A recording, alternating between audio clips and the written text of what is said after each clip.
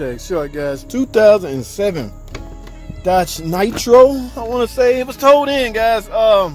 Check engine light on. Not that many miles, 147. It's fired up, guys. Oh, the way that feel, guys. I say this is a V6 3.7. Okay, where's the check engine light? Yes, check engine light is on.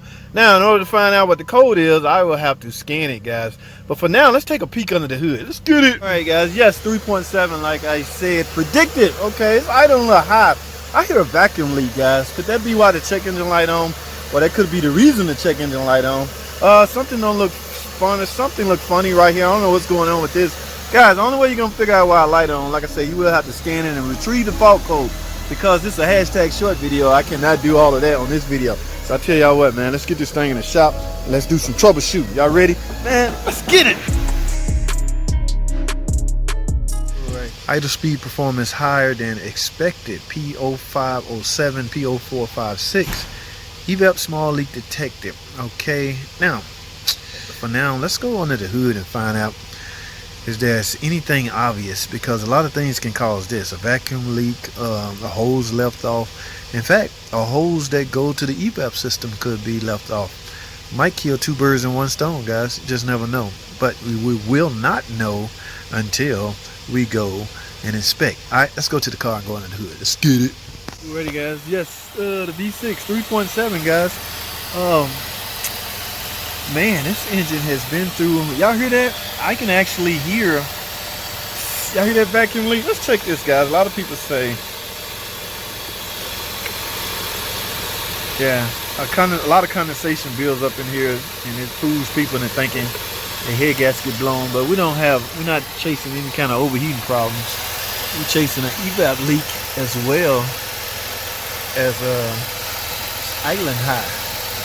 Okay, I don't know what a purge. Yeah, this is the purge valve. Why is this just laying right here? Look at this.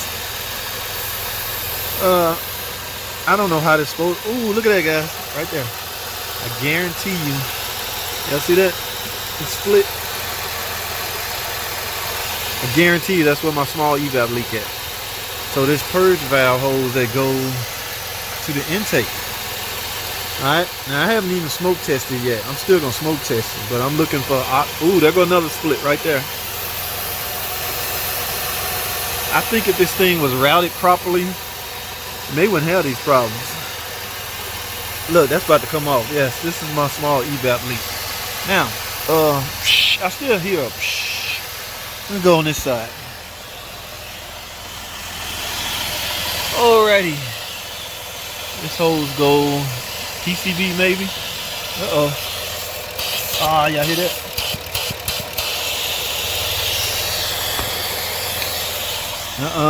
I felt something. Let's take a look. Take a look.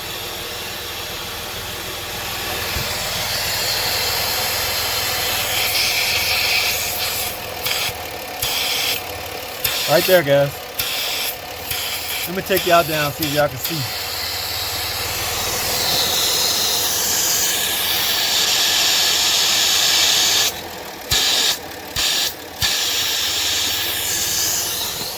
Yep, there's a hole in that PCV line, I want to say. Not sure where that hose go to, but I know it's leaking. Okay, it wraps under here. Yes, PCV hose. It's a good time to replace the PCV valve and that hose, guys. Alright, so now let me take a look also at this. A lot of people have a tendency to get these super cheap fuel caps. This is why a smoke test is so crucial. Yep, look at this. This is the cheapest gas cap you can get, guys. And this looked new. So obviously they thought this was their problem. Yeah, this looked brand new. I'm no big fan of these, guys. I'm an OEM gas cap, fuel cap guy for life. Alright, I still need to run a smoke test, but for now, guys, due to the fact that this is a video and I don't want it to be long, I'm definitely gonna go with this purge hose. It's about to fall off. Man, look at that. If I put the smoke machine on there, I guarantee you smoke will come flying out of here. And don't forget that hose in the PCV system. Now we're supposed to, or we're required to look this car over, look cars over. I'm going off camera. I'm gonna do all this off camera. Check the air cleaner, pull a coil, check spark plugs, check the oil level. Oh, I'm gonna let it up in the air, check the brakes. But I want this video to be surrounded around the fact that the check engine light on. But there's a lot of things I'm about to do off camera, guys, okay? I need y'all to understand it.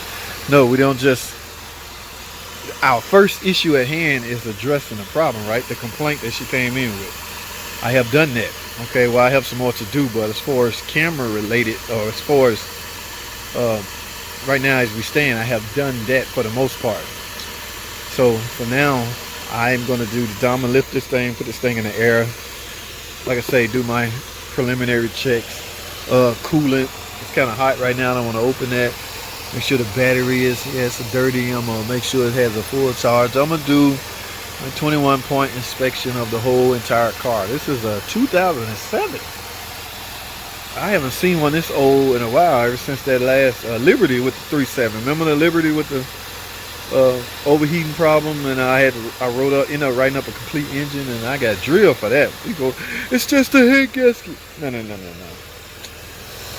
No. And guys, this car, there's no dipstick, but look, there's a dipstick too.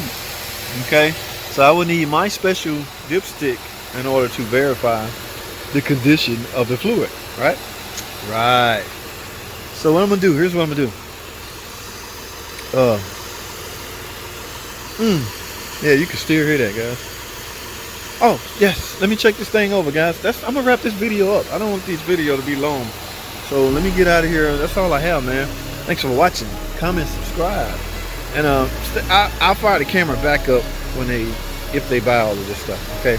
But for now, I'm gonna shut this video down. Thanks for watching. Y'all see that, right? 197,000 miles. This is the one I just got done replacing the alternator, okay? This is the one where the belt came off. Y'all remember those shorts I put up? Yeah, I got a new alternator on there. Everything's purling like a kitten. I just come out the test drive. Now I got to turn this old alternator in, but y'all saw that mileage, right? So guys, I'm starting to believe that there's, at a certain mile interval, you probably should go ahead and replace this anyway. This is likely, yeah, I can tell by this symbol right here. This is the original alternator that was on the car. Now, it did good to go 190,000 miles. So my thinking is, guys, right around 150,000 miles, if you have never replaced your alternator, you might want to think about it, guys. Everything has a particular lifespan time to it, okay? And the alternator is no different, all right? So at 190,000 miles, it finally gave up. Now, would you want this to happen to you? It could put you in an emergency situation. Think about it.